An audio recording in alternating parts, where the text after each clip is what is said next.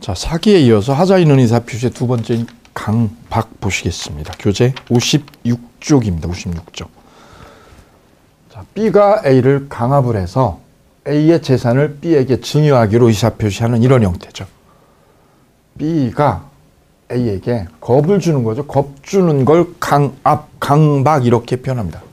강압이라고 해도 되고 강박이라고 해도 되고. 예, 요즘 논란되는 우리 순실이가 이 회사 사장님한테 회사 주식을 이로 넘겨라, 증여로 넘겨라. 안 넘기면 세무조사를 시키겠다. 세무조사를 탈탈 털어가지고 회사 망하게 하겠다. 그래서 A가 주식을 B한테 증여하기로 의사표시를 했다. 그럼 이 증여는 자발적으로 된 게 아니라 상대방의 강압을 못 견뎌가지고 준 거죠. 이게 강압에 의한 의사표시가 되겠습니다.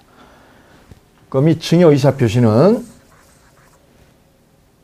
부당한 강압에 의해서 이루어진 거니까 취소할 수 있다. 취소. 사기는 속이는 건데 이거는 강압에 의해서 이루어지는 거죠. 이 강압이 취소되려면, 증여 의사표시가 취소되려면 강압이 위법해야 됩니다. 위법성을 띄워야 돼요.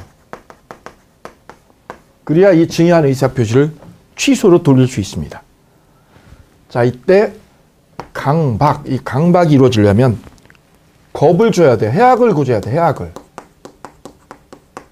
해악. 불이익을 주겠다고요. 불이익을 주겠다고 고지하는 거예요. 불이익.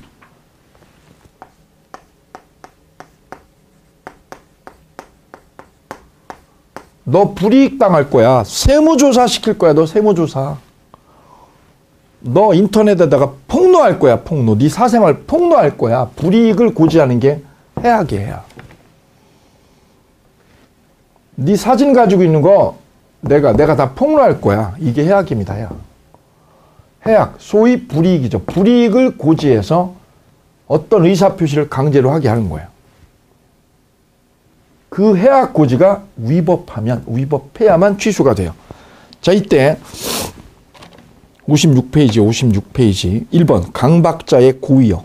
고의로 겁을 줘야 돼. 고의로 얘가 겁을 줄 것. 두 번째, 강박이란 해악을 고지해서 공포심을 일으키는 거. 해악의 동그라미야. 해악. 해악이 뭐예요? 불이익. 불이익을 줄 거라고 고지하는 거예요. 불이익을 줄 거라고. 두 번째, 강박의 정도에 따라 효과가 달라지는데요. 이 강박의 정도가 어느 정도냐?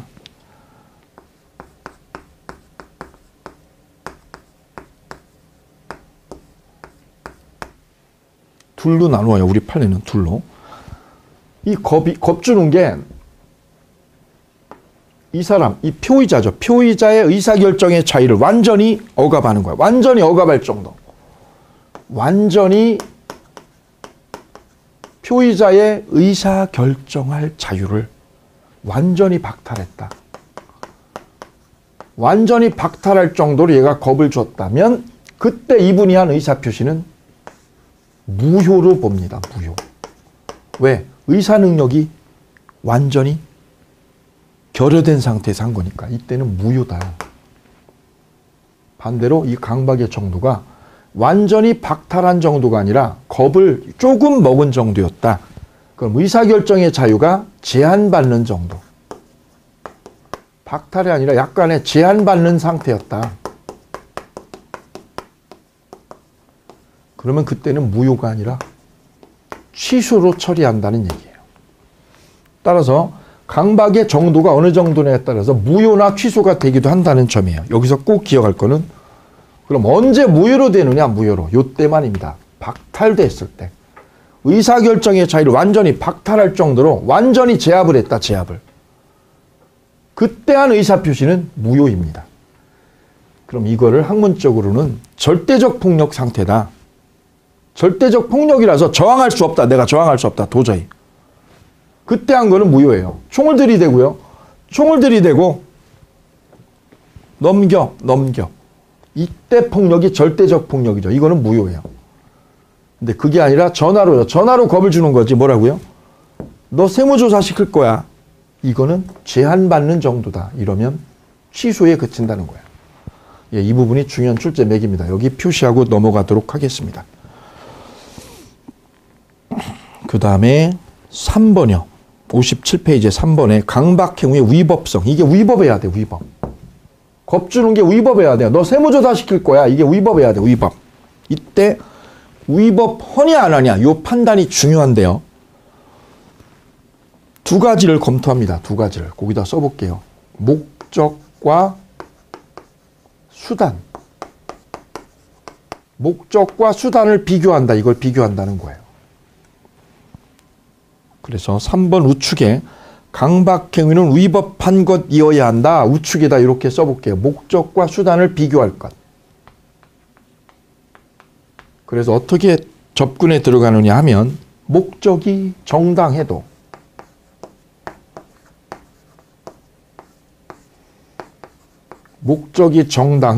이 달성하려고 하는 수단이 부당할 때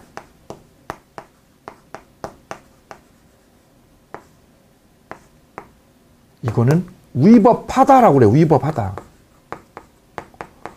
위법하다니까 뭐예요? 위법성이 있다, 인정된다 이런 얘기죠. 위법성이 인정된다. 왜? 수단이 잘못됐어요. 수단이. 목적이 아무리 바르더라도 달성코자 하는 수단, 그 매개체가 부당하다면 위법하다.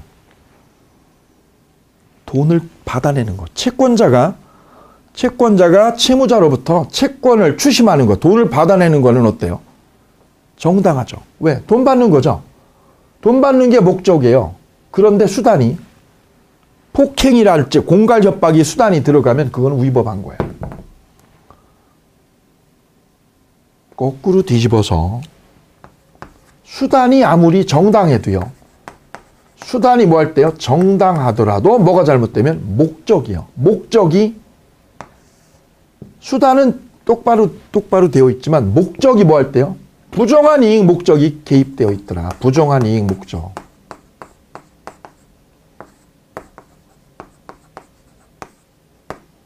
그러면 이거는 위법성이 인정된다. 이렇게 평가를 하는 거예요. 따라서 1번에서는 불법성, 이 위법성이라는 게 불법성이죠. 왜 불법하다라고 하느냐 이게. 위법성이 있다라는 말은 뭐예요? 불법이다. 이게 불법. 왜 불법을 인정한 거냐? 바로 수단 때문이죠. 수단이 부당하니까. 그럼 밑에는 왜 불법이 인정되는 거냐? 수단은 정당하죠. 근데 뭐가요? 목적이 부정하잖아요. 목적이. 그래서 불법하다 이렇게 평가하는 거예요. 그래서 어떤 행위가 불법이다 아니다 평가할 때는 목적 수단을 반드시 비교 형량하실 것. 그래서 그 목적도 수단도 법질서 안에 들어있어야 그게 아름답고 정당한 거예요. 읽어보시면 부정행위요. 부정행위가 범죄죠. 부정행위에 대한 고소고발. 어떤 부정행위를 고소고발하는 것은 정당한 거예요. 범죄를 내가 목격했어요. 국회의원이 뇌물 받는 걸 목격했어요. 그걸 뭐 하는 거? 고소고발하는 건 정당하죠. 근데 그 고소고발이 부정한 이익을 목적으로 하는 것이 아닌 때, 부정한 이익을 목적으로 하는 것이 아닌 때는 정당한 권리 행사가 되어 위법하다고 할 수 없죠. 그럼 반대로 뒤집어 보세요. 부정한 이익을 목적으로 할 때, 부정한 이익을 목적으로 할 때는 뭐예요? 이거는 위법성이 있다. 24이겠죠.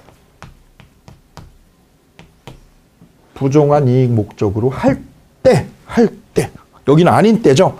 할 때는 위법성이 있다. 오케이. 자, 그래서 사기와 강박에 대한 논의를 보셨어요. 효과 볼게요. 효과. 당사자 사이 효과. 사기나 강박에 의한 의사표시는 무효가 아니라 취소예요. 취소.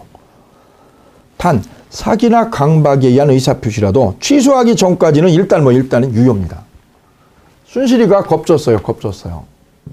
주식 나한테 넘겨. 만주 넘겨. 안 주면 너 세무조사에서 탈탈 털어버릴 거야.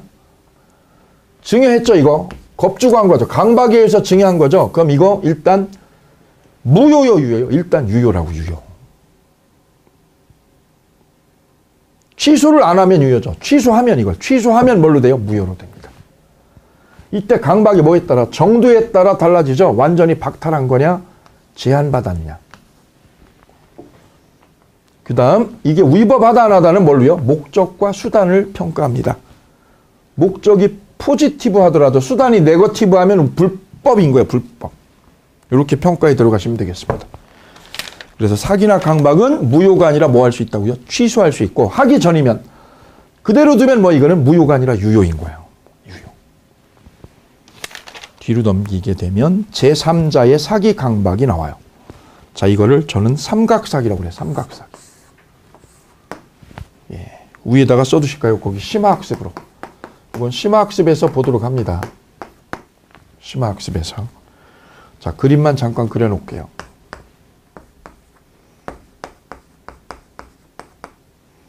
계약은 A하고 B하고 계약은 이렇게 하는 거죠. A하고 B가 지금 계약을 체결하게 되는 과정이에요. 이 과정에 누가 껴들어온 거냐? 제3자가 여기 껴들어온 거예요. 제3자. C가 여기 껴들어온 거예요. 얘를 제3자. 제가 아는 공법 선생님이요. 이 A로부터 땅을 샀어요. 사모님께서, 부인께서 이 땅을 매매로 샀어요. 매매로.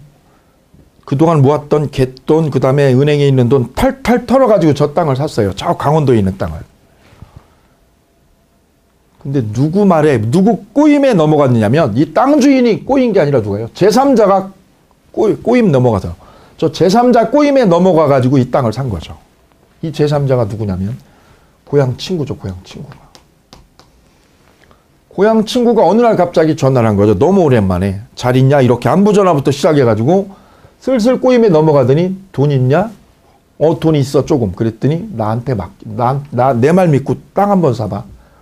저 강원도에 가면 평창 올림픽이 되면서 거기 땅 개발될 땅이 엄청 많아.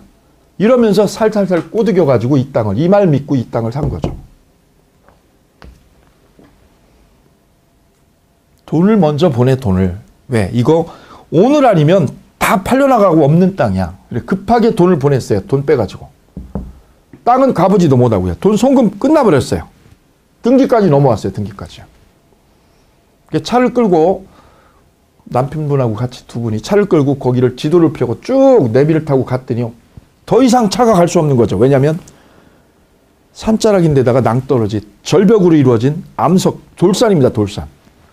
그 돌산을 사버린 거죠. 돌산을. 아무 쓸모도 없는 그 땅을. 누구 게임에 넘어가서 제3자의 꼬임에 넘어가서 이게 제3자의 사기예요. 개발된다는 거짓 정보. 이 거짓 정보에 속아가지고 이분이 이 꼬임에 넘어가서 땅 산 거죠.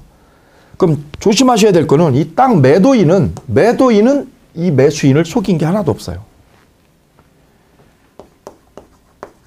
여기가 매도인, 여기가 매수인. 이 매수인을 속인 거는 땅 주인, 매도인이 전혀 아니라는 거죠.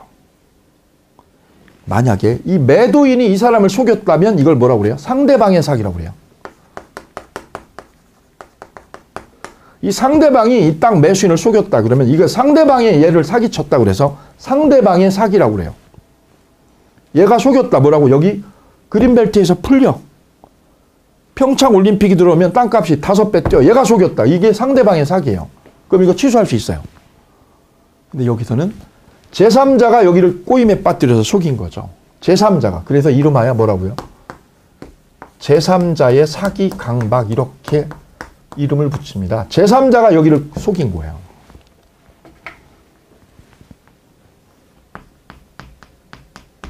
이 꼬임에 넘어가서 땅을 산 거죠. 땅을 산 거예요. 얘는 그러면 이 땅 주인은 상대방이 땅 주인은 잘못한 게 있어요. 아무 잘못 없어요. 그냥 땅 계약한 거밖에 없어요. 그럼 이 계약은 제3자의 꼬임에 넘어가서 산 이 땅 계약은 이 매수인이 자기 마음대로 계약을 취소할 수 있을까요? 없습니다. 얘 마음대로 취소 못해요. 왜? 매도인, 이 상대방이 아무 잘못한 게 없어요. 얘가. 상대방이 잘못한 게 없기 때문에 이 상대방을 보호할 필요가 있죠. 그래서 이 매수인은 지 마음대로 취소를 못해요. 그럼 이 매수인이 계약을 취소하려면 어떤 요건을 갖춰야 되느냐? 그게 110조 2항이에요. 이게. 110조 2항. 이거를 제3자의 사기라고 그래요. 제3자의 사기 강박. 자, 책을 그래서 앞으로 되돌아갑니다. 54쪽을 열면 돼요. 54페이지. 110조 2항 나와 있어요. 2항 볼까요? 조문. 110조 2항. 상대방 있는 의사표시에 관하여 제3자가, 거기 동그라미, 제3자가 뭘 걸었어요? 사기나 강박을 행한 경우. 거기 밑줄 짝. 제3자가 사기나 강박을 행한 경우죠. 그러면 이 상대방이 땅 매도인이 C가 B를 사기쳤다는 거. 얘가 C가 B를 사기쳤다는 사실을 상대방이 뭐 했을 때? 알았거나 알 수 있었을 때.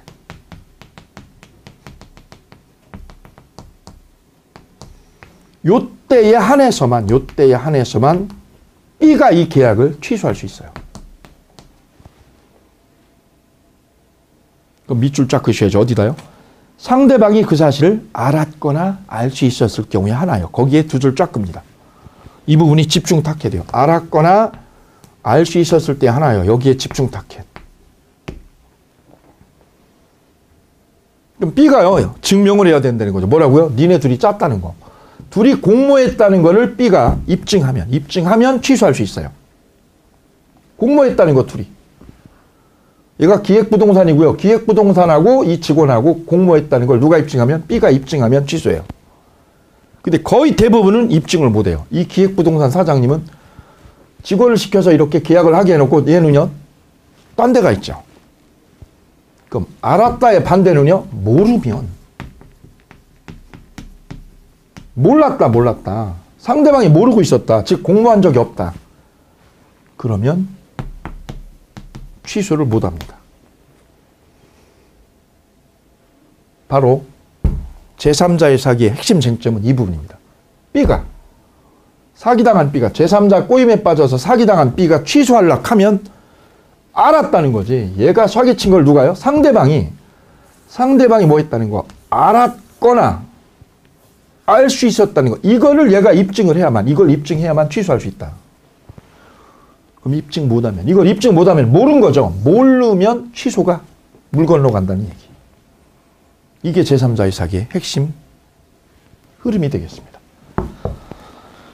자, 그 논의가 58페이지에 나와 있어요. 58페이지에 동그라미 2번에 나와 있습니다. 시험에 아주 자주 나오고 있으니까요. 일단 이렇게 보고 여기다 더 살 붙이는 거는 심화 과정에서 살을 붙이도록 하겠습니다. 제3자의 사기. 소위 저는 이걸요, 삼각사기라고 그래요. 왜? 삼각형이 그려지니까 삼각사기. 자, 거기까지 보도록 하고요. 나머지요, 4번의 적용 범위, 5번의 다른 제도와의 관계, 이것들은 심화학습에서 천천히 보면 되겠습니다. 다음 60페이지로 가셔서 의사표시의 효력 발생, 이 부분 만나보도록 하죠. 자, 그래서 우리는 지금 의사표시의 네 번째까지 같이 진행을 했고요. 마지막 의사표시 효력 발생, 도달주의에 관해서 만나보도록 하겠습니다. 의사표시 효력 발생, 옆에다가요, 도달주의 원칙. 요거 하나 써주시면 간결하게 구조가 딱 잡힐 거예요. 도달주의 원칙. 자, 내가 땅을 샀는데 사기로 땅을 샀어. 이 계약을 뭐 하려고 그래? 취소하려고 그래요. 이 표의자가 이 계약한 거를 취소시키려고 그래요. 계약한 걸 해지하려고 그래요. 누구한테? 이 상대방한테. 그럼 내가 우편물을 작성을 해서 우체국으로 먼저 갑니다. 우편물을 작성하는 게 첫 번째 작업. 작성한 우편물을 우체국으로 가서 보내죠. 보내는 거를 우리는 발송했다, 발신했다, 이런 표현을 해요. 보냈다, 띄웠다. 우체국에 가서. 누구로요? 상대방 주소지로. 상대방 주소지로 우편물을 띄우죠. 그래서 상대편이나 상대편의 동거 가족이 우편물을 받으면 배달되었다. 소위 도달이라고 그래요. 도달.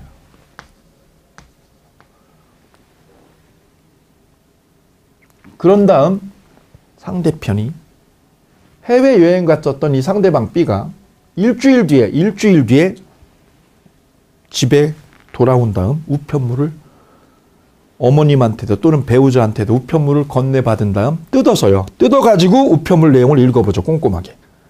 이때 우편물 내용을 읽어보았어요. 읽어본 거를 요지했다라고 표현해요. 그러면 시간적으로 볼게요. 우편물을 보낸 게 12월 1일이고 가족에게 도달이 된 게 12월 3일이면 3일날 도달이 되었고요. 그 다음에 읽은 거는요. 우편물 뜯어가지고 읽어낸 거, 읽어본 거는 일주일 뒤 12월 10일이에요. 우편물 읽은 거죠. 읽은 거. 본인이 수령한 건 이때요. 수령한 거. 이건 누가요? 가족이 수령한 거죠. 가족이 받은 거고 이건 누가 받은 거예요? B가요. B 본인이. 상대방이 수령한 날은 10일 날짜입니다. 10일 날짜. 그럼 저 우편물이 도달된 거. 상대방한테 도달된 건 언제일까요? 바로 우리 민법의 도달주의는 이때를 말해요. 가족이 수령을 하면 가족이 우편물을 받으면 본인한테 전달을 해줘. 그러면 본인이 읽을 수 있는 상황, 읽을 수 있는 상태가 놓여지죠. 이걸 도달이라고 불러요. 도달. 따라서 상대방이 수령을 해서 우편물을 꺼내서 읽은 거. 이때 도달된 게 아니라 10일 날 도달된 게 아니라 가족이 수령하면 도달로 처리해버려요. 왜? 가족이 받았다는 거는 동거 가족이 받았다는 거는 이 사람한테 전해주게 되고 그러면 뭐가 돼요? 객관적으로 뭐냐? 객관적으로 저 우편물은 알 수 있는 상황 B가 저 내용을 알 수 있는 상황에 놓여졌다. 그때 도달이 된 걸로 보는 거지 본인이 수령해가지고 우편물 꺼내 읽은 날 10일 날 도달된 게 아니라는 얘기입니다. 그래서 이 우편물이 도달된 거는 이때 12월 3일 날 도달되었다 이렇게 처리합니다. 상대방이 우편물을 수령했거나 우편물을 꺼내가지고 읽은 때 이때를 도달이라고 보지 않아요. 이때 도달이 된 거 이때. 그럼 도달의 의미가 뭐냐? 객관적으로 알 수 있는 상황이에요. 도달이란 객관적으로 저 우편물의 내용을 알 수 있는 상태. 알 수 있는 상태. 이 상태가 되면 도달이다라고 평가해버려요. 따라서 제가요 여기 없고 지방에 강의를 하러 갔다. 그때 저한테 톡이 왔어요. 톡이요. 우편물 배달되었다고. 저희 장모님이 우편물을 받았다. 그러면 그 순간 도달이 된 거예요. 저는 구경도 못했어도. 제가 구경 못했지만 동거하는 가족이요. 가족이 받으면 바로 그 상태가 어느 상태? 객관적으로 알 수 있는 상황에 놓여졌죠. 이러면 도달이 되었다라고 평가합니다. 이게 도달주의 원칙이에요. 자, 그러면 61페이지요. 61페이지 도달주의 원칙 맨 위에 111조 보도록 하죠. 1항. 상대방이 있는 의사표시는 상대방에게 도달한 때 효력이 생깁니다. 도달한 때 동그라미. 도달이 이거예요. 객관적으로 알 수 있는 상태. 자, 밑에 동그라미 1번 볼까요? 도달의 의미. 도달이란 사회관념상 이 상대방이 통지의 내용을 알 수 있는 객관적 상태에 놓인 것, 이게 도달이어요. 거기다 쓰시면 돼요. 객관적인 상태. 이걸 도달이라고 하는 거지, 상대편이 그 통지 우편물을 현실적으로 수령했거나 우편물의 내용을 알았을 것, 읽어서 알았을 것까지는 요하지 않는다. 시험 문제. 아주 잘 나옵니다. 1번의 변화나. 도달이란 상대방이 우편물을 수령한 것을 말한다. 상대방이 수령한 걸 말한다. 틀렸죠? 알 수 있는 상태다. 기억, 우편물이 동거 가족에게 교부됐다. 도달이죠? 도달이죠. 근데 니은은요, 우편물을 상대방의 가정부가 수령한 직후, 가정부가 받았죠? 이때 한 집에 거주하던 통지인이 그 우편물을 어떻게 했어요? 바로 회수해서 바로요. 가정부가 받자마자 바로 뺏어왔죠. 이거는 객관적으로 알 수 있는 상태가 아니다 이거죠. 도달 아닙니다. 세 번째 D거든요. 수신인 기재가 잘못됐죠. 그럼 도달이에요? 아니죠. 그 다음 미음 보세요. 미음의 별표. 상대방이 정당한 사유 없이 뭐 하고 있어요? 수령 거절하고 있어요. 수령 거절의 따옴표. 여기서 우편물을 보냈어요. 그랬더니 B가 나왔죠. B가 대문 열고 나왔어요. 여기서 불렀어요. 등기 왔어요. 등기. 예. 전두환 씨 나와주세요. 전두환 씨. 이때 전두환 씨가 나왔어요. 나와가지고 우편물을 우체부가 주니까 뭐라고요? 안 받아. 수령 거부하고 안 받아. 본인은 맞는데, 본인 맞죠? 네, 맞는데 안 받아. 그렇다면 이거는 객관적으로 무슨 상태예요? 알 수 있는 상태다. 판례 볼까요? 상대방이 정당한 사유도 없이 의사표시의 통지의 수령을 뭐 하고 있어요? 거절하고 있을 때 상대방이 통지 내용을 알 수 있는 객관적 상태에 놓여 있으면 의사표시 효력이 생기는 거죠. 생긴다는 건 뭐예요? 도달이 된 걸로 보는 거예요. 그래서 여기다 하나 꼭 기억하실 게 이거예요. 수령을 뭐 할 때 거부해도 객관적으로 알 수 있는 상황에 놓여져 있다. 그러면 이거는 도달이 된 거예요. 따라서 이 논리대로 연장선으로 가서 보면 제가 도달주의를 강의를 하고 있어요. 지금 도달주의에 관한 논의를. 객관적으로 알 수 있는 상황에 놓여 있으면 이건 도달이 된 거다. 이때 B가 인터넷 수강을 하시는 어느 수험생 중에 한 분이 졸고 있을 때 어제 과로해서 지금 졸고 있다 지금. 그래도 동영상에는 제 강의가 흘러나가고 있죠. 그럼 객관적으로 보면 이거는 도달이 이루어지고 있는 거예요. 그분의 주관적인 사정으로 졸고 있어도 주관적으로 카톡하고 있어도 객관적으로 알 수 있는 상황이니까 도달이 이루어지고 있습니다. 이게 도달의 개념이에요. 주관적으로 수령을 거부해도 회피해도 도달은 된 거라는 거. 그거 기억을 해주시면 되겠습니다. 이게 27의 문제. 다음 두 번째 도달의 입증. 그럼 이게 도달했다는 거. 우편물이 얘한테 배달이 똑바로 됐다는 입증은 누가요? 보낸 사람이에요. 보낸 사람이 이걸 입증해야지. 그래서 입증은 누가? 표의자가 합니다. 뭘로? 등기우편으로. 그래서 기억. 등기우편이나 내용증명우편으로 발송이 되고 반송되지 않았다면 그 무렵에 도달된 걸로 추정하는 거예요. 기억의 별표. 그래도 우편은 뭘로요? 등기나 내용증명으로. 그런데 니은은요. 보통우편은 이쪽 가서 서명을 안 받아와요. 그냥 우체함에 넣고 그냥 오거든요. 따라서 통상 우편의 방법으로 발송되었다는 사실만으로는 도달된 걸로 추정할 수가 없습니다. 그래서 보통 우편으로는 도달로 처리가 안 되는 거예요. 그 다음 도달의 효과. 의사표시 효력이 생기면 표의자도 의사표시를 철회할 수 없어요. 이거 도달되면 철회 못해요. 그래서 취소한다라고 의사표시 내용증명으로 보냈죠. 배달이 되면 취소 안 되는 거예요. 다음 뒤로 넘겨서 조문을 가서 보죠. 61페이지에 맨 위에 조문 111조 1항을 보셨고요. 2항 보시면 1항이 도달주의고요. 2항은 의사표시자가 그 통지를 발송한 후 보낸 뒤에 우편물을 보낸 뒤에 일이 꼬였어. 일이 사망하거나 동그라미요. 제한 능력자가 되었어요. 보내고 나서 보낼 때는 멀쩡했는데 보내고 나서 오다가 교통사고로 죽거나 보내고 나서 의식이 이상해져서 제한 능력자가 됐어요. 제한 능력자. 그래도 의사표시 효력에 밑줄 그어볼까요? 영향을 미치지 아니한다. 밑 두 줄이요. 영향을 미치지 않는다는 말은 뭐예요? 의사표시 효력은 유효하다 이런 뜻. 보내고 나서 이분이 사망했어요. 그래도 의사표시는 보낼 때는 멀쩡했던 거죠. 그럼 취소한다는 우편물 보낸 거죠. 보내고 오다가 사망한 거죠. 그럼 이 의사표시는 배달이 되면 효력이 있다 없다? 효력이 있다. 효력이 있으니까 의사표시는 영향을 미치지 않는다.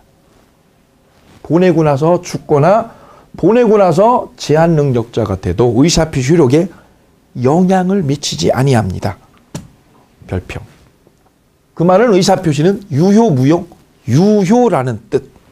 영향을 미치지 않으니까 유효다 이거. 취소한 거는 유효다. 취소 우편물은 유효다. 그 그 다음에 뒤로 넘기시면 동그라미 5번이 나와요. 동그라미 5번에 거기다가 써두시겠습니다. 5번에 심화학습이요. 5번에 동그라미 5번에 심화학습. 우리 민법은 도달주의가 원칙이죠. 근데 예외요. 예외적으로 발신주의 취하는 경우가 있어요. 그게 기억하고 니은입니다. 그거 나중에 심화학습 때 보도록 할게요. 심화학습에. 그 다음 112조. 제한 능력자에 대한 의사표시의 효력입니다. 112조는. 자, 111조는 도달주의죠. 도달주의에 관한 거고요. 112조는 보냈는데 누가 받았냐? 상대방이. 미성년자가 받았어요. 미성년자. 하필이면 미성년자가 받았어요. 그러면 이 우편물이요. 취소한다는 우편물은 효력이 생기나요? 이 문제죠. 의사표시 상대방이 의사표시를 받은 때 제한 능력자인 경우, 미성년자인 경우라고 넣으시면 되죠. 의사표시자는, 표의자죠. 표의자는 그 의사표시로 대항할 수 없다. 대항할 수 없다가 무슨 뜻 밑줄 긋고요? 도달 주장을 못함. 누가 받으면? 미성년자가 받으면. 하필이면 이 우편물을 미성년자가 수령했죠. 그러면 뭐예요? 도달을 주장을 못해요. 이쪽에서. 왜? 능력이 없는 사람이니까. 단 상대방의 법정대리인이 부모님이 도달 사실을 안 후에 가로. 누가 알았어요? 부모님이. 법정대리인이 안 후. 그러면 이쪽에서 도달을 주장할 수가 있습니다. 기출문제. 미성년자가 받으면 도달 주장 못해요. 도달 주장 못하지만 누가 알면 법정대리인이 안 후에는 도달을 뭐 할 수 있다? 주장할 수 있다. 얘가 받으면 도달 주장 못하지만. 그래서 우리는 이런 표현을 하는 거예요. 제한 능력자는 의사표시를 수령할 능력이 없어요. 받았어도 능력이 없는 거예요. 다음 03번 의사표시의 공시송달 113조. 112조는 누가 받았을 때요? 제한능력자. 제한능력자가 우편물을 수령했을 때 문제입니다. 그때는 표의자가 뭘 못해요? 도달을 주장을 할 수가 없다. 조문 그대로 수령하시면 됩니다. 조문 그대로 흡수하십시오. 법정대리인이 알아야 도달을 주장하는 거지. 얘가 받으면 도달했다고 못 우깁니다. 113조는 공시송달. 공시송달은 언제 쓰느냐면 이 받아야 될 상대방의 주소요. 주소를 모를 때. 보내야 되는데 주소를 몰라. 그때 쓰는 제도가 공시송달 제도. 113조입니다. 표의자가 과실 없이 상대방을 알지 못하거나 상대방의 소재를 알지 못할 때 밑줄이요. 위에다 써볼까요? 주소불명. 주소불명일 때 이때 쓰는 제도가 공시송달 제도예요. 읽어볼게요. 밑에 공시송달이란 상대방을 알지 못하거나 상대방의 소재를 알지 못할 때 민사소송법의 공시송달 규정에 의해서 의사표시 효력을 발생시키는 제도를 말합니다. 이때 공시송달은 법원 사무관이 송달 서류를 보관을 하고요.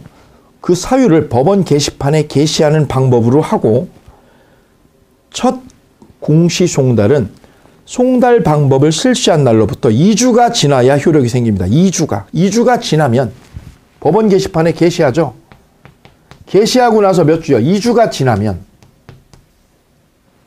얘가 우편물을 얘 주소를 몰라가지고 이거 게시를 하면 2주가 지나면 도달한 걸로 처리가 돼요. B하고 이혼을 하려고 그러는데 이 이혼하려고 하는 이 남편이 주소가 불명해요. 주소를 도대체 몰라. 집 나간 지 10년이 넘어서 10년이. 연락도 안 돼. 이때 쓰는 제도가 공시송달이에요. 공시송달 명령을 받아서 게시를 하고 법원 게시판에 게시하고 몇 주, 2주가 지나면 이혼이 되는 거예요. 이분이 주소를 모르더라도. 단 조심할 단어가 딱 하나 있는데 113조에서 딱 하나 조심할 단어는 조문 보실까요? 113조.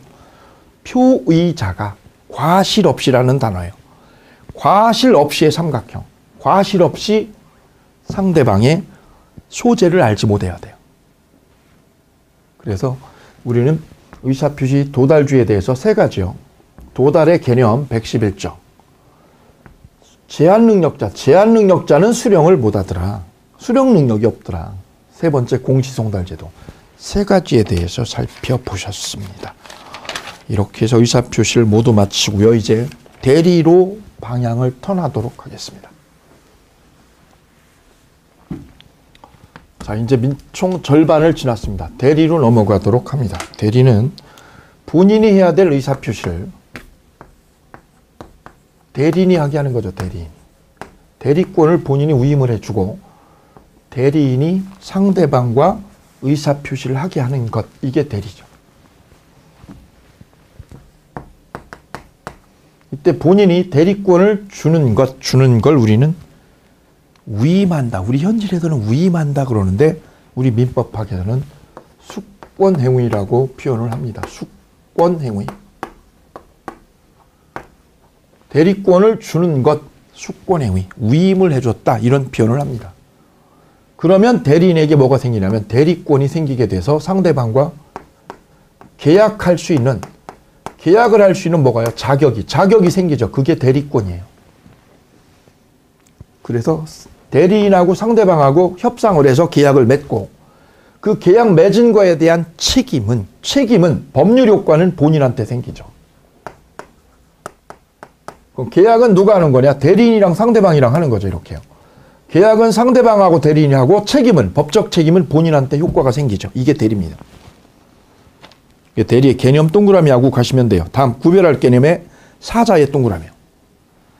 사자는 전달만 하는 심부름꾼이에요. 심부름꾼이라고 기억하시면 쉽습니다. 그래서 대리하고 뭐가 다르냐? 대리는 의사결정을 여기서 내려요. 의사결정. 가령 본인이 장윤정이가 엄마한테 엄마 내 땅을 팔아줘. 얼마에? 엄마가 알아서 하면 되지. 알아서. 그때 이 대리인이 가격도 돈 받는 시기도 다 알아서 결정하죠. 이게 대리예요. 따라서 의사결정을 누가 하냐? 대리인이 하는 거예요. 의사결정. 근데 사자는 심부름만 하는 거죠. 심부름만. 그래서 제가 이렇게 비유를 합니다. 어떤 건물주가요. 이 건물주가 관리인 아저씨한테 일을 이렇게 맡겼습니다. 이때 맡길 때 저 관리인이 권한이 센 관리인이 있어요. 임대차 계약, 가게를 세를 줄 때, 빌딩을 세를 줄 때, 임대를 줄 때, 임대료 결정, 세입자 누구를 고르는 것까지도 이 관리인 아저씨가 다 하는 분이 있어. 이런 분은 대리인이에요. 그럼 이 임차인 세입자가 임대료 협상을 하려고 그러면 이분하고 해야 돼, 이분하고. 왜? 여기서 통째로 다 위임을 해준 거니까. 반면에 어떤 관리인 아저씨는 가격에 대해서는 아무것도 결정 못해. 관리비든 임대료든 손 하나도 못 대요. 오로지 뭐만 해요? 심부름만 하는 거지. 이쪽에서 전달하는 거를 전달만 하는 거죠. 전달하는 거. 그거를 사자라고 그런다. 사자. 그럼 그때는 결정을 여기서 하는 거지. 여기서 결정을 하고 여기선 전달만 하는 역할. 이러면 여기는 사자가 되는 거죠. 따라서 비유적으로 얘기하면 이렇게 될 수도 있는 거예요. 여기 순실이가 여기 이 대통령을 상대로 의사결정을 하게 이렇게 맡겼다면 대통령이 자발적으로 결정을 하면 이건 대리죠. 대리. 근데 여기서 결정한 거를 이분이 심부름만 하면 이분은 사자 역할에 머무른다는 거죠. 사자 역할. 그래서 장관이 예컨대 장관이 이분이 시키는 대로 그대로 따라가면 이분은 사자예요. 사자. 자, 그 점에서 대리하고 구별이 되어요.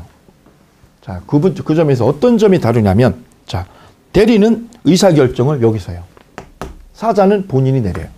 본인이 의사결정하는 거를 여기서 전달만 하는 거죠. 전달만. 그 점에서 의사결정은 내가 달라요. 의사결정. 그 다음 능력 부분이 틀려요. 능력 부분. 대리는 능력을 요해요. 어느 능력을 요할까요? 능력할 때 능력? 의사 능력을 요한다. 거기 써주세요. 의사 능력이 빠졌어요. 의사 능력. 왜? 의사결정을 대리인이 해요. 근데 사자는요? 사자는 거기다 써볼까요? 사자는 전달만 한다. 전달만 하니까 의사 능력이 필요 없음. 의사능력 필요 없어요. 그래서 진돗개한테도 이쪽에서 심부름 시키잖아요. 야, 편지 갖다 주라고 입에 물려주면 진돗개가 편지를 갖다 줘요. 바로 이 진돗개.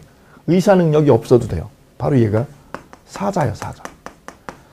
사자는 의사능력이 필요 없습니다. 근데 대리는 의사능력이 필요해요. 왜요? 결정을 여기서 내려야 되니까. 요 점에서 달라요. 다음 대리의 종류 가서 보도록 하죠. 대리의 종류. 임의대리하고 법정대리로 나누는데 임의대리는 본인이요. 본인이 대리권을 줘서 대리권이 생기면 임의대리. 법률에 의해서 대리권이 생기면 법정대리 이렇게 나누죠. 그 다음 두 번째 능동대리와 수동대리요. 동그라미 해볼까요? 능동대리.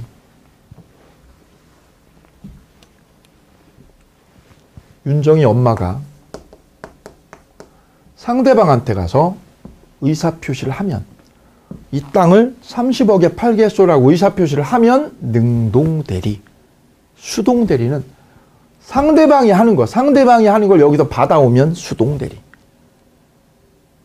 상대방이요, 윤정이 엄마를 불러가지고 내가 30억에 윤정이 땅을 사겠소라고 의사표시한 걸 엄마가 가서 뭐 했어요? 받아만 왔어. 그럼 수동대리. 거꾸로 엄마가 윤정이 대신에 30억에 팔겠소라고 의사표시를 하고 왔어요. 의사표현을 하고 왔어. 그러면 능동대리. 거꾸로 상대방이 하는 걸 받아가지고 오면 수동대리. 그 점에서 차이가 있어요. 그 다음 3번에 유권대리, 무권대리. 대리권 가지고 하면 유권대리, 없이 하면 무권대리. 그렇게 나눠지고요. 뒤로 넘어가시면 3번에 보시면 대리의 허용범위 나와 있어요. 대리는 법률의 위를 대리하는 거예요. 법률의 위. 나아가서 준법률의 위. 2번에 동그라미. 준법률의 위도 대리가 됩니다. 단 준법률의 위 중에서 사실의 위 있죠. 2번에 사실의 위는 대리가 안 돼요. 대리가. 거기 동그라미 합니다. 사실의 위.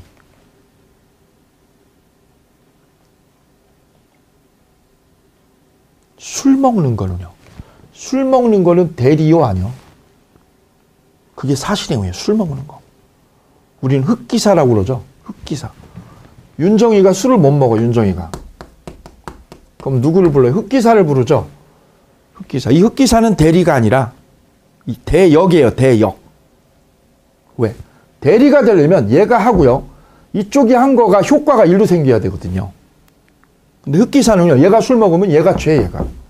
본인이 취하는 게 아니죠. 이거는 대리가 아니에요. 대리는 얘가 하고 어떤 행위를 얘가 하고 책임은 효과는 일로 생기는 게 대리거든요. 본인한테. 근데 흑기사는 얘가 술 먹는 거예요. 많이 먹으면 먹을수록 얘가 취하죠, 얘가. 이건 대리가 아니에요. 그 다음 3번에 불법행위요. 불법행위는 대리가 안 되는 겁니다. 불법을 저지르면 얘가 책임지는 거예요, 얘가.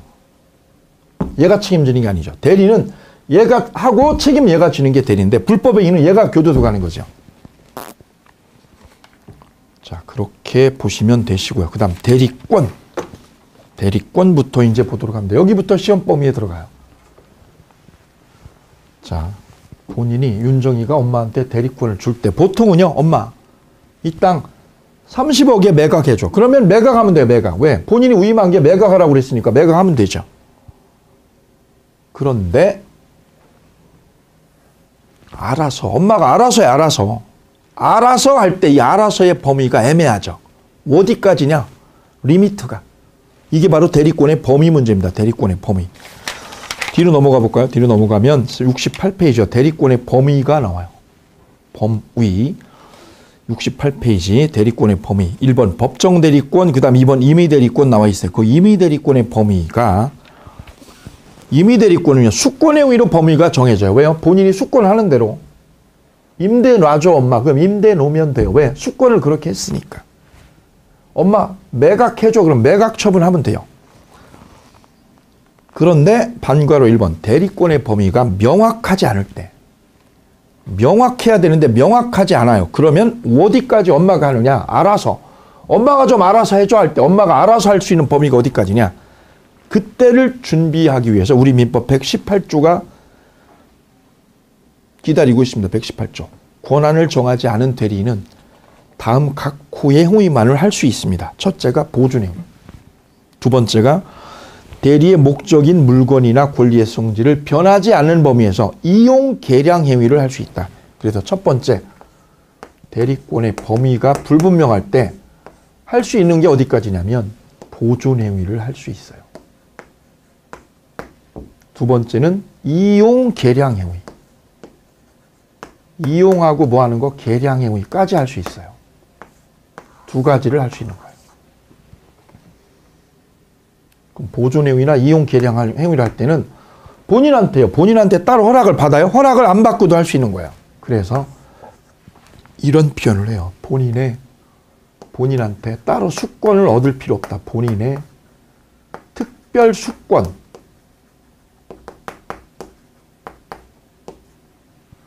따로 허락이죠, 허락. 수권 없이 할 수 있다.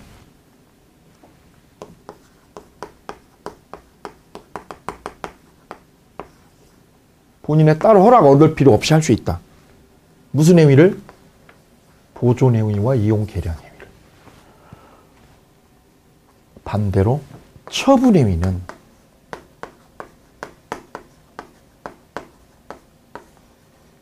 예컨대 땅을 매각하는 거, 은행에다가 저당을 잡히는 거, 이런 처분행위는 본인의 특별수권을 얻어야만 할 수 있다. 그래서 할 수 없는 게 이거다. 할 수 없는 거. 처분행위는 손댈 수 없어요. 허락 없이. 본인의 허락 없이는 처분행위는 이거 할 수 없다는 얘기다. 그래서 대리권의 범위에서 정리돼야 될 부분이 이 부분입니다. 이 부분이 중요한 맥락이에요. 보존행위하고 이용 계량행위는 할 수 있다. 다음 처분행위는 특별수권 없이는 해요 못해요? 할 수 없다. 얻으면 할 수 있고 없이는 수권 없이는 할 수 없다 이거죠. 그래서 대리는 범위가 애매하면 처분행위를 하는 건 안 돼요. 처분행위는. 자, 그럼 보존행위는 뭐고 이용 계량행위는 뭐냐? 요걸 짚어내면 되죠. 이제 파고 들어가면 돼요. 보존행위. 1번. 재산의 현상을 유지하는 거. 현상을 유지하는 게 보존행위. 현 상태를 유지하는 거 그대로 존속시키는 게 보존행위. 예컨대 가옥을 수선하는 거. 건물을 맡겼어요. 윤정이가 엄마한테 건물 맡기고 땅 맡기고 돈도 맡겼어. 건물, 그 다음 땅, 강원도에 사둔 땅, 그 다음에 돈, 은행 예금. 엄마 예금 여기 30억이야. 엄마 관리 잘해줘. 엄마가 알아서 해, 알아서. 이때 건물에 보일러가 겨울에 꽝 터졌다. 그럼 보일러를 고쳐야죠. 고치는 게 보존이죠. 이거는 본인의 수권 없이도 할 수 있어요.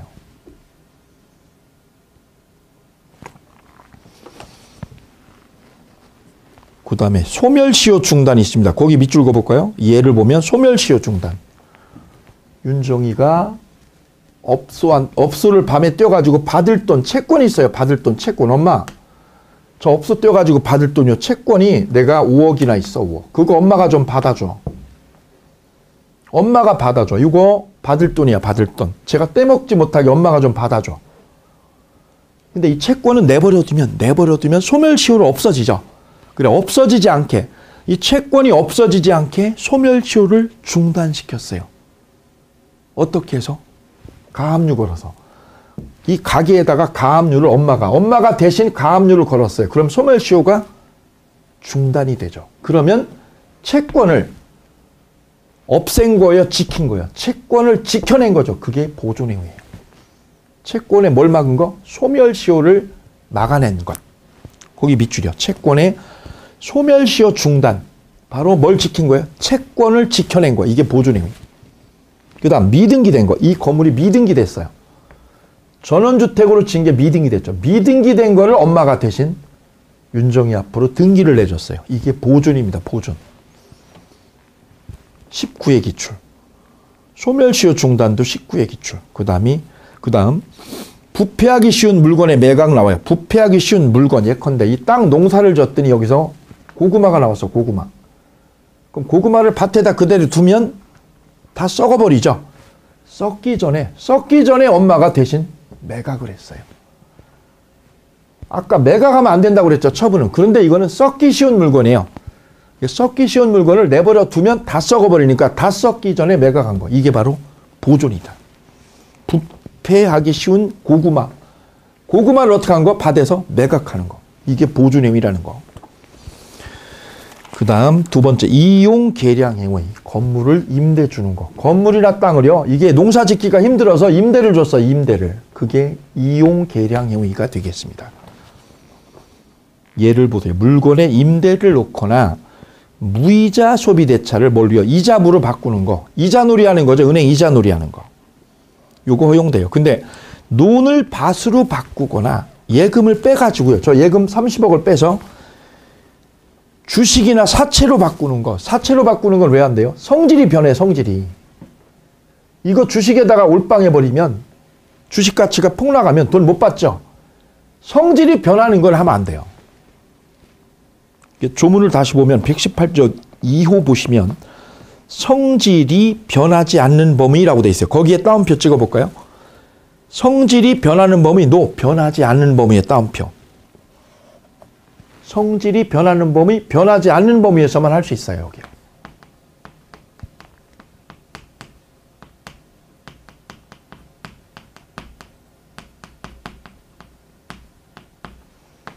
변하지 않는 범위, 이 부분이 포인트. 변하면 안 돼요, 변하면. 그래서 논을 밭으로 바꾸는 거 안 돼요. 왜? 형질이 변경된 거니까. 예금을 인출해서 어디로? 주식에다 투자하는 거 안 돼요. 예금을 꺼내가지고 어디다? 사채놀이로 돈 빌려주는 거 안 돼요. 왜? 떼먹고 도망갈 수 있거든요. 이거 안 되는 거예요. 그 다음 세 번째, 처분행위 있습니다. 처분행위. 이거 하면 안 된다고 그랬죠. 처분행위. 자, 처분행위. 예를 볼까요? 전세권이나 저당권 설정. 저당권 설정하는 거 안 돼요. 이 땅이나 건물 가지고 은행에서 융자 빼내는 거. 이게 처분행위예요. 왜요? 못 갚으면 건물 날라가요. 그 다음 물건 매각하는 거. 이것도 처분행위죠. 그 다음 채무 면제 밑줄이요. 받을 돈. 채권 받을 거 5억 있죠. 받을 돈 어떻게 했어요? 면제시켜줬어요. 그럼 채권이 없어지죠. 이게 처분행위. 그러니까 채무 면제가 처분행위에 들어간다는 거 꼭 기억하시기 바랍니다. 왜요? 채무를 면제했다는 거는 뭐야? 채권을 없애버린 거예요. 받을 돈 없앤 거니까 처분행위를 한 거예요. 그 다음 계약의 취소나 해제 별 3개요. 계약을 뭐 하는 거? 취소하거나 계약을 해제하는 거. 이게 처분행위예요. 이런 것들을 할 수 없어요, 대리인이. 구체적으로 69페이지 보면 그 대리권의 범위에 관한 구체적인 판례들이 1번부터 6번까지 쭉 나와 있습니다. 이게 시험 집중 타켓이에요. 자, 1번. 매매 계약 체결할 대리권을 수여받은 사람은 매매 계약에서 약정한 바에 따라 중도금이나 잔금도 수령할 권한. 거기에 밑줄 긋습니다. 중도금이나 잔금을 뭐 할 권한? 수령할 권한. 여기에 밑줄, 여기 따옴표. 요것도 있다. 그럼 윤정이가 엄마한테 엄마가 알아서 해, 알아서 했을 때 그 알아서 해는 뭐까지요? 돈까지요. 돈까지 수령할 권한이 있다는 얘기. 두 번째요. 매매 계약 체결과 이행에 관해서 포괄적으로 대리권을 수여받은 대리는 약정된 대금 지급 기일을 연기해 줄 권한. 기일을 뭐 해줄 권한? 연기시켜 줄 권한. 이것도 있다는 거예요. 기일을 뭐 하는 거? 늦추는 거. 늦추는 거 돼요. 늦추는 거. 왜? 돈이 없어지는 게 아니거든요. 늦추는 거지. 늦추는 건 되는 거예요. 근데 4번 보세요. 동그라미 4번. 대여금의 영수 권한, 받아올 권한. 돈 받아오라고 권한을 위임했죠. 위임받은 대리인이 채무를 면제, 채무 면제에 땡땡 해볼게요. 채무 면제에 따옴표. 채무를 뭐 하려고 그래요? 면제한다는 거는 채권을 없애는 거죠. 받을 돈이 없어지는 거죠. 받을 돈 5억이. 이걸 하면 안 되지, 이거는. 이게 무슨 행위니까요? 처분행위거든요. 그럼 이 채무 면제하려면 어떻게 해야 돼요? 본인의 특별수권. 이걸 얻어야 되는 거지, 이걸. 윤정이 허락을 얻어야 되는 거지. 따라서 채무를 면제하기 위해서는 본인의 특별수권이 필요하다? 예, 필요합니다. 왜요? 처분행위니까. 그래서 기일을 연기하는 거는 처분행위가 아니에요. 왜요? 돈을 받는 거예요. 받는데 늦게 받는 거지. 근데 이건 뭐예요? 없애는 거죠. 받을 돈 없애는 게 처분행위니까 이거 할 수 없어요. 또 하나 3번 동그라미 3번의 별표. 3번의 별표 하시고요. 매매계약 체결할 권한을 수여받았다고 해서 곧바로 그 대리인이 계약을 해제할 권한의 따옴표. 해제할 권한 없는 거예요. 이럴 권한은 없는 거예요. 왜? 처분의 행위거든요. 시험 잘 나왔어요. 따라서 기억하실 건 이거죠. 중도금이나 잔금을 수령할 권한 같죠? 기일을 연기해 줄 권한 같죠? 근데 채무를 뭐 해주는 거? 면제해 주거나 계약을 해지하는 거는 못 같습니다. 이렇게 정리하시면 돼요. 이게 대리권의 범위에서 짚어야 될 것들. 그래서 대리권의 범위가 애매하면 즉 알아서 해라고 했을 때 할 수 있는 범위가 여기까지다. 요게 여기에 들어간다는 거지. 이게 여기에 다 들어간다는 거죠. 근데 요건 안 들어가요. 처분의 행위는 할 수 없어요. 처분의 행위 이것들. 구체적으로 써보겠습니다. 그러면 처분의 행위에 저당권 설정하는 거. 안 됩니다. 두 번째, 땅을 매각하는 거. 저 땅이나 건물을 매각하는 거. 안 됩니다. 세 번째는요. 채무 면제해 주는 거. 채무를 뭐 해주는 것? 면제해 주는 거. 할 수가 없습니다. 그 다음 계약을 뭐 하는 거? 해지하는 거. 계약을 해지하든가 계약을 뭐 하는 거? 취소하는 거. 이런 것들이 다 처분의 행위에 들어가고 이런 것들은 본인의 특별수권. 특별수권 없이는 손대면 안 돼요. 이걸 얻어야만 손댈 수 있다. 이게 대리권의 범위 논쟁. 민법 118조 조문 분석을 이렇게 해서 마쳤습니다. 그 다음에 이제 대리권의 제한 문제. 그 다음에 대리권의 소멸 문제. 이렇게 대리가 흘러가거든요. 이 부분은 다음 시간에 하나씩 만나보도록 하죠. 이렇게 해서 대리가 점점점 모양을 갖춰갈 거예요.